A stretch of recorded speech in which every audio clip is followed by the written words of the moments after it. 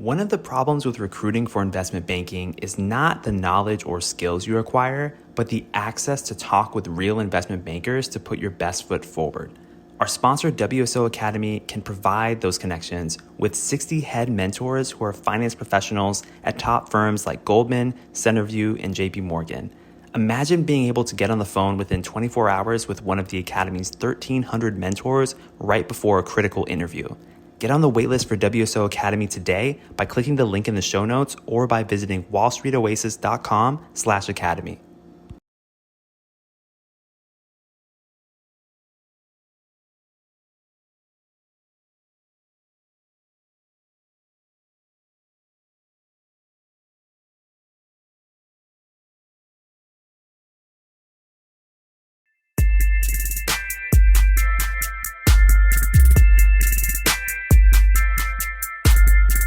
All right. Welcome to Investment Banking Insights. This is the only show dedicated to helping you learn both the technical and non-technical aspects of the investment banking process. Hi there, my name is Alex Mason and I am your host. Thank you for joining me today. We're going to be talking about what happens when you write down $100. And we're going to look at this from the perspective of the financial statements, both in terms of assets as well as debt. So let's go ahead and go to the whiteboard and see how this works on the financial statements. Okay, so the first thing we want to do here is we have our income statement, we have our cash flow statement, and then we have our balance sheet. And if we're writing things down, first remember the balance sheet has our assets, has our liabilities, and our equity portion. So in a write down, what's actually going on with, let's say we have a $100 asset. Well, we want to actually see first what happens on the income statement.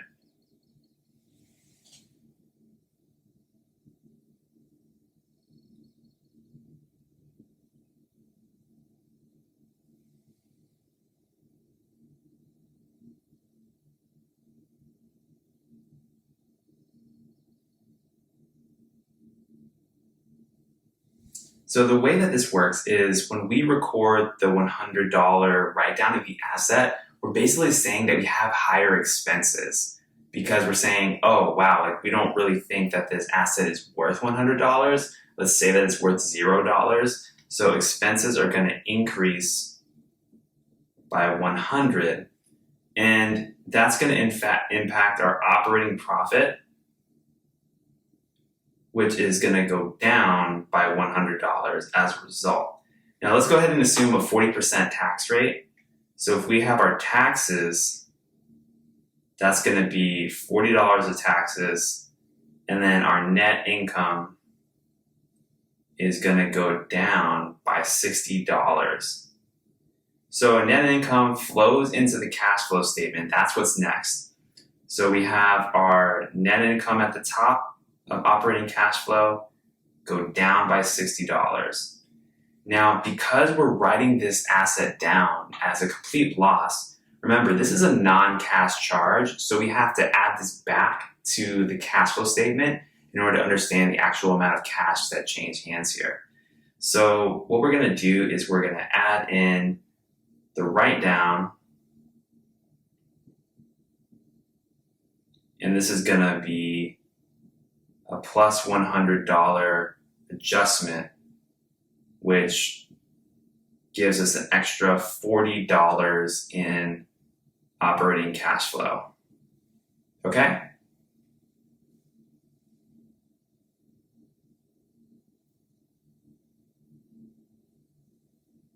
All right, so that's the cash flow statement. Now let's go ahead and move over to the balance sheet. Now there's no other changes to the other sections of the cash flow statement, so our net change in cash is plus $40. And remember, cash is an asset, so it moves over to the balance sheet. So our cash has increased by $40. And then we just said our asset is now worthless, right? So it's now $100 is now worth $0. So the value of our asset write down is going to go down by 100. And this is a net change of negative $60. So $60 going down.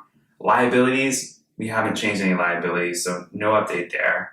And then for our equity, remember net income flows over to retained earnings. So we're going to take this and move it over here. So retained earnings goes down $60. And guess what? Balance sheet balances, because our assets went down by $60, our equity goes down by $60, and there's no change in liabilities. And that's how it works when you're doing a complete write down of an asset. Now, I want to do an example of the same exact thing, but instead of writing down an asset, we're going to write down a liability. And this was a little confusing for me at first when I learned it. Like, how could you write down a liability? It's not worth anything, is it? Well, it is worth something to the debt holder, right? So just like if you own a house that's worth $300K, you could write down the value of that house. If you have a mortgage of $300K on that property, that debt could be written down by your mortgage lender. So that's how that would work. So let's see the nuances of how this changes the situation with our financial statements. Okay, so with writing down debt, if we write down debt from the company's perspective, this is going to be a good thing in terms of profitability, right? Because if you owe some money and all of a sudden you owe a lot less money, that's going to increase your profits, right? Because you no longer have that debt on your books. So this is going to impact the income statement in the following way. So if we say that there's revenue minus expenses, let's say our operating profit is actually going to go up by $100. And that's because we're writing off this debt. It's a benefit to us. Now, in terms of taxes, let's assume a 40% tax rate. So let's assume $40 of taxes. Now our net income is going to go up as a result by $60.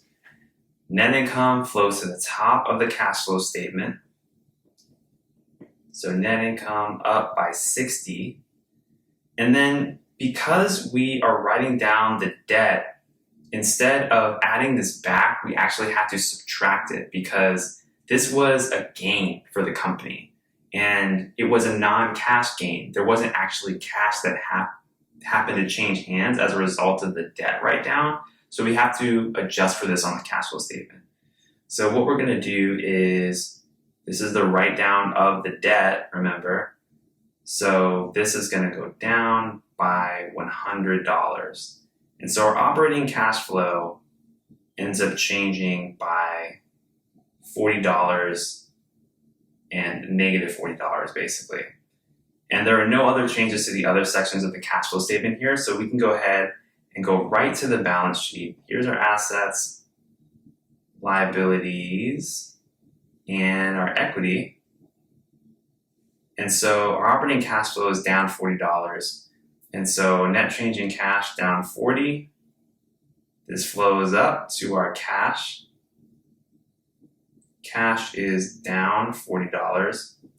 And that's all that happens here on the asset side of the balance sheet. There's no other asset other than cash we have to consider here.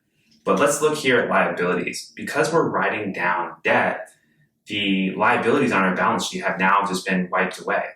So our liabilities, because of the write-down, are going to go down by $100. And then for equity, net income flows over to retained earnings. So retained earnings, remember this is up by 60. Up by 60, and overall equity is up by $60. So if we look at the basic equation of accounting, assets equals liabilities plus equity. So our assets went down by 40. So I'm just going to put negative 40. Our liabilities went down by 100, negative 100, and our equity went up by 60 plus 60. This is the same thing, and the balance sheet balances between these three numbers. And that's how you walk through the write down of a liability on the 3 financial statements. Okay, so that's what I got for you today here on Investment Banking Insights. My name is Alex Mason, and I'm so grateful that you're here. We're going to be talking about more problems, more situations, things that you should know for investment banking interviews on future episodes. So thank you, and I'll see you on the next one.